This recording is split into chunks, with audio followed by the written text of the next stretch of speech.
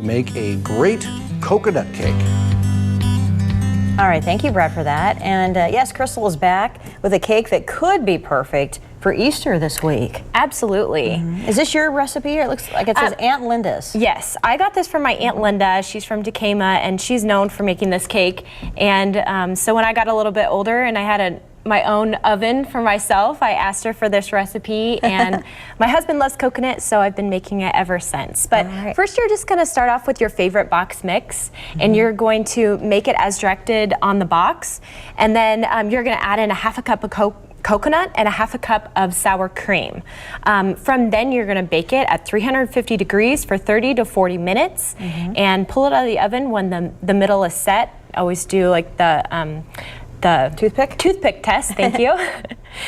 So from there, while it's still warm, you're going to poke holes in. This is a poke cake. So some people use a fork, the fork tines, but I like to turn it over and make them just a little bit bigger, the holes.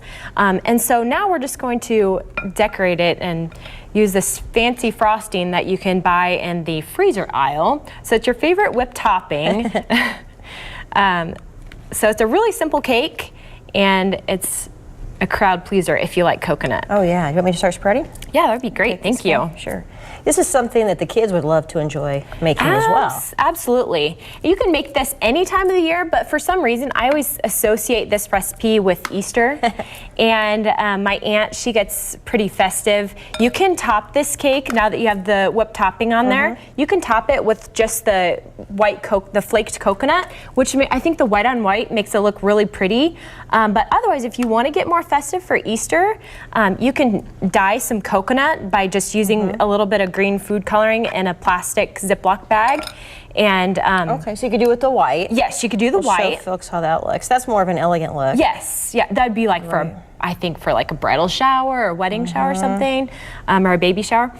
Or if since Easter is just right around the corner, if you want to add in some green. Right, that's pretty. Looks like grass. Yes. And then you could go wild with this. You could put little bunnies on top, or absolutely peeps, or whatever you want to do. So we have some jelly beans here too. If you have kids come into your Easter, you can add some jelly beans on top, and it makes for a really colorful, pretty cake.